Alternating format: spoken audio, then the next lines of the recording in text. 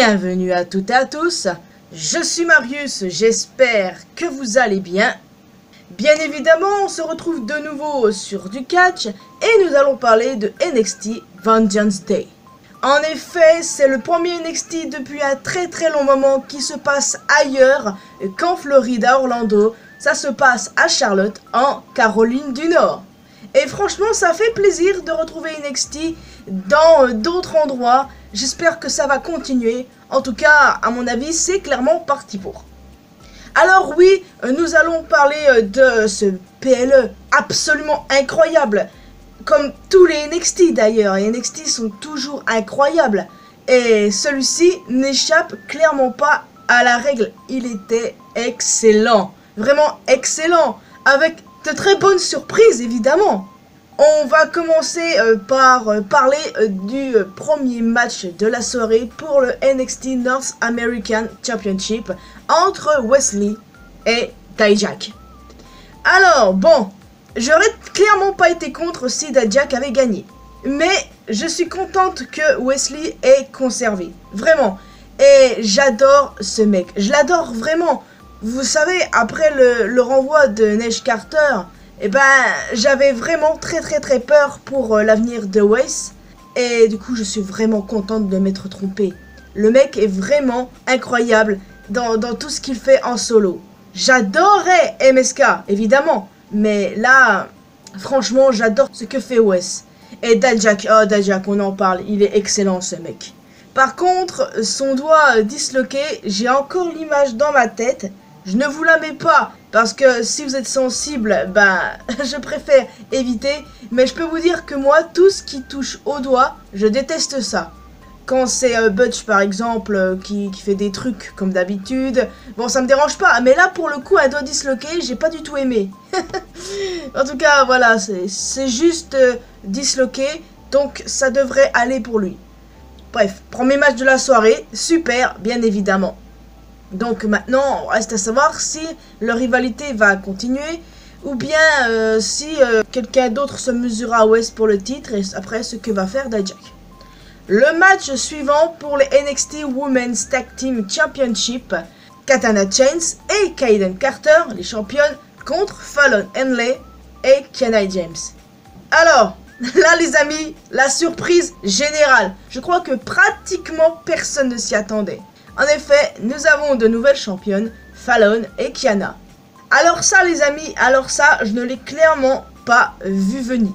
Pourquoi? Eh ben déjà, Fallon et Kiana ne s'entendent pas, très clairement, à cause de toute cette histoire. Mais en plus de ça, voir Katana et Kayden perdre, bah ça me fait poser pas mal de questions. J'espère qu'elles ne vont pas tomber dans l'oubli. Mais d'un sens, c'est peut-être parce qu'elles seront éventuellement call-up dans le main roster. J'ose l'espérer en tout cas, parce que le main roster a besoin de tag team. On est d'accord là-dessus. Donc peut-être que c'est pour ça. Et j'espère qu'elles tomberont pas dans l'oubli et que ça signe seulement leur arrivée au roster principal. Quant à Fallon et Kiana, ben je ne pense pas que leur règne durera longtemps. Pourquoi? Parce que je ne sens toujours pas Kiana. Non, je ne la sens vraiment pas du tout. Je ne lui fais pas confiance depuis le début quoi. Impossible que j'arrive à faire confiance à cette femme. Oh, combien je l'adore. Mais essayons de lui accorder le bénéfice du doute. Mais dans tous les cas, moi je la crois pas. En tout cas, Jensen est un bel abruti. Il s'est déjà fait friendzone par une meuf. Là, il se fait potentiellement manipuler par une autre. Et il fait pas attention à la seule meuf qui est à côté de lui et qui est là pour lui. GG man. Non mais bon voilà, le match là aussi était bon avec une très bonne surprise. Vraiment, là oui, c'était vraiment une excellente surprise. Ensuite, le match d'après un 2 out of 3 falls match, Apollo Crews contre Carmelo Hayes. Je ne m'attendais clairement pas à une victoire d'Apollo. Et du coup, bah voilà, logique, hein. Carmelo a gagné 2-0 simplement.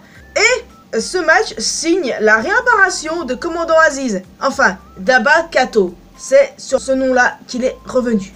En effet, vous vous souvenez de Commandant Aziz, le fidèle bras droit d'Apollo, qu'on n'a pas revu depuis un bon moment. Et bien figurez-vous qu'il faisait des apparitions en live TV depuis quelque temps, et d'un sens je me doutais bien que ça pouvait signifier qu'il reviendrait. Parce qu'il y a plusieurs mois de cela, il était le garde du corps de Cora Jade, après plus rien, et il y a quelques temps, on l'a revu dans des live events. Alors je me suis dit, bah on va bientôt le revoir. Et bah oui, c'est totalement le cas. Et du coup, bah, ça ne l'a pas empêché de turn sur Apollo. Je le sentais un petit peu moyen, pour être honnête avec vous. Donc, voici la prochaine rivalité d'Apollo, et j'ai hâte de voir ce que ça va donner. En tout cas, j'aime beaucoup ce que je vois de Dabba-Kato. Donc, wait and see, et voilà, c'est ça qui est ça. Ensuite, le match suivant, le Fatal 4-Way pour les titres par équipe de NXT. D'un côté, on a les champions, le New Day. Ensuite, on a Gallus, on a Pretty Deadly et on a Chase You. J'avais très clairement pronostiqué la bonne équipe, Gallus, et ça fait clairement plaisir. Je ne sais pas si je l'ai dit en vidéo, mais si je l'ai dit, bah tant mieux, comme ça vous avez la preuve que ce que j'avais dit. J'avais dit que pour moi, l'équipe qui détrônerait le New Day serait Gallus. Et je suis vraiment contente de ne pas m'être planté. Pour moi, c'était même évident en fait. En tout cas, ça m'aurait vraiment pas dérangé que Chase You gagne. Pourquoi? Parce que ils étaient on fire. Surtout André Chase, les amis. Très clairement, ça ne m'aurait pas dérangé que ce soit eux qui gagnent. Vraiment pas. Tout le long du match, j'étais en mode, je kiffe le New Day. Mais par pitié, que quelqu'un les batte. J'étais dans ce mood-là. Peu importe l'équipe qui gagnait, j'étais contente. Donc c'était pas le New Day. Même au combien je les aime, ces mecs-là. Et du coup, bah voilà, Gallus. Et c'est tant mieux. Maintenant, allez savoir qui seront leurs prochains challengers. Et j'ai super hâte de le découvrir. Et ouais, c'était vraiment un très bon match. Cela signifie sans doute le call-up de Pretty Deadly, comme ça avait été évoqué il y a quelques temps déjà. Donc, voilà. On va bien voir ce qui va se passer, mais en tout cas, GG à André Chase et à Chase You. Les réactions de la foule étaient extraordinaires. C'est clairement quelque chose qui peut marcher au main roster. C'est une gimmick vraiment excellente. Je les kiffe, simplement. Voilà. Et félicitations à Gallus. L'avant-dernier match de la soirée pour le NXT Women's Championship. Roxanne Perez se retrouvait contre Gigi Dolin et Jessie Jane. Bon, il n'y avait pas d'autre alternative d'après moi, hein. Roxanne a conservé. Évidemment, c'était amplement logique. Je ne pense qu'il n'y avait aucun doute à avoir là-dessus. Et clairement, Roxanne, c'est l'avenir. La meuf, elle a 21 ans, elle est championne. Elle va aller très loin. Ça, vous pouvez en être sûr à 100%. Je kiffe cette nana. Et j'ai hâte de voir qui sera sa prochaine challengeuse. Je pense à Tiffany Stratton, que j'aime énormément et ce serait génial, ou bien à Cora Jade. Pourquoi? Eh bien, parce que on a une espèce de mini affiche pour NXT Stand and Deliver, où il y a Roxanne et Cora. Mais j'y reviens après parce que ça concerne aussi Breaker. Donc, quelle sera la suite pour Toxic Attraction? Très bonne question. Déjà, elles ne doivent pas se séparer. J'ai du mal à les imaginer, en solo chacune de leur côté. Donc peut-être un call-up. Il risque d'avoir pas mal de call-up suite à ce show, que ce soit Katana Kaiden ou encore Pretty Deadly. Mais les Toxiques, c'est aussi un très bon choix. Et il leur faut une nouvelle leader. Et beaucoup ont pensé à Sonya Deville. C'est assez logique étant donné ce qui s'est passé il y a quelques mois. Sonya qui est venue aider Toxic Attraction. Donc, pourquoi pas? Moi, je suis clairement pas contre. Une nouvelle leader pour les Toxiques, moi, ça me tente totalement. Et pour moi, Sonya est parfaite pour prendre la relève de Mandy. Et ensuite, nous avons le dernier match de la soirée dans un Steel Cage match pour le titre NXT. Bron Breakker contre Grayson Waller. Je pense qu'il n'y avait pas trop de surprises concernant la victoire de Breakker. On était tous sûrs de cela. Mais très clairement, les amis, si Grayson aurait sorti vainqueur, bah là, pour être sûr que ça ne m'aurait pas dérangé du tout. J'adore ce mec. Vraiment. Il est exceptionnel. Vraiment, je ne pensais pas être aussi fan de lui que je ne le suis maintenant. Vous savez, au tout début, c'était un petit face, évidemment. Mais dès son heel turn de salopard, bah, vous pouvez être sûr que je l'ai kiffé de ouf. Et je le kiffe encore et encore. À chaque fois que je vois ce mec, je suis captivé. Vraiment. Et lui aussi, il va vraiment aller loin dans le futur. Il n'y a aucun doute à avoir là-dessus. Et si il avait triomphé de Breakker, eh ben très clairement les gars, j'aurais été vraiment heureuse. Pourquoi? Eh ben, c'est simple. Parce que ce mec, pour moi, il fait partie de ce qu'on appelle l'avenir. Il aurait été champion, et ben vous pouvez être sûr que moi, ça ne m'aurait vraiment pas dérangé parce que il est génial, exceptionnel.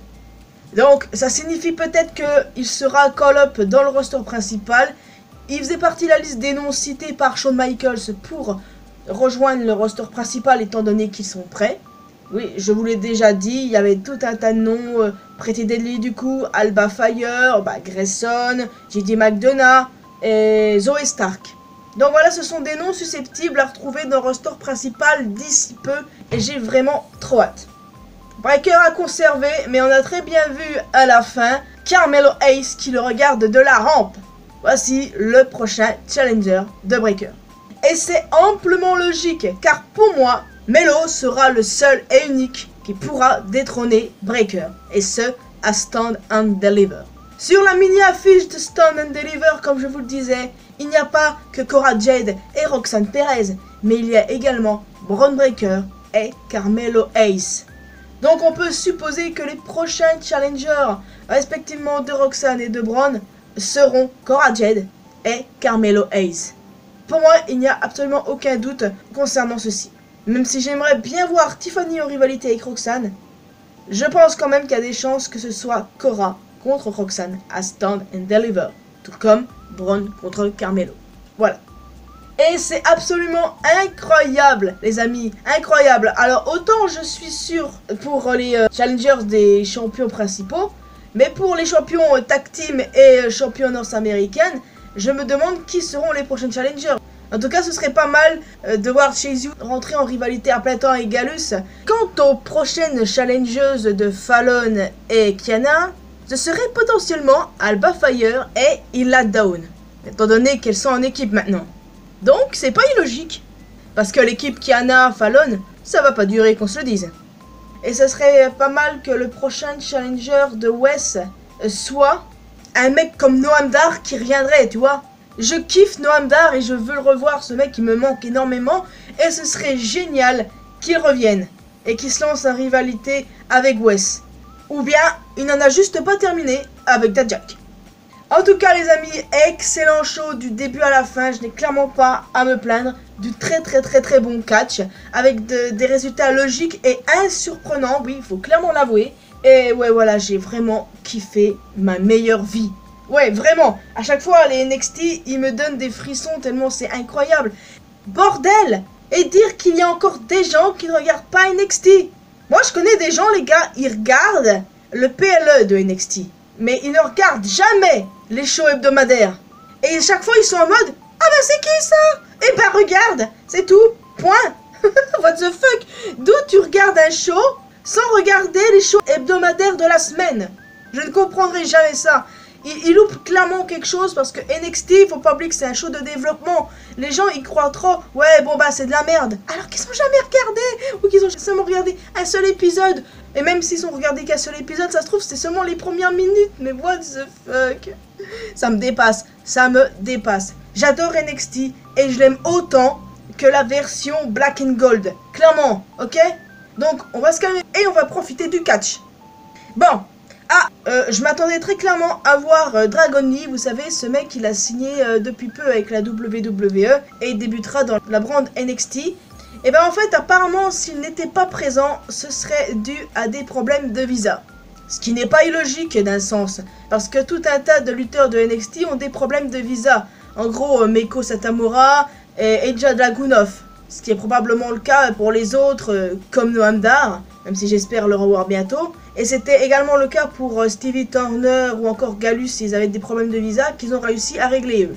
Alors plus qu'à espérer que ça finisse par s'arranger pour les autres. Donc voilà les amis, il est enfin temps pour moi de vous laisser ici. J'espère que vous avez apprécié cette vidéo. N'hésitez pas à me donner votre avis en commentaire. Qu'avez-vous pensé de ce show les amis? J'ai hâte de connaître votre avis là-dessus. Et n'hésitez pas à me dire quels seront les prochains challengers pour nos champions par équipe. Et pour Wes si ce n'est pas Dijak de nouveau. Donc voilà, n'hésitez pas à laisser un petit pouce bleu en plus d'un commentaire. Vous pouvez me retrouver sur mes réseaux sociaux, les liens sont bien évidemment dans la description. Et surtout, le plus important, abonnez-vous à cette chaîne ainsi qu'à ma chaîne principale pour qu'on puisse se retrouver dans une prochaine vidéo. Bye bye!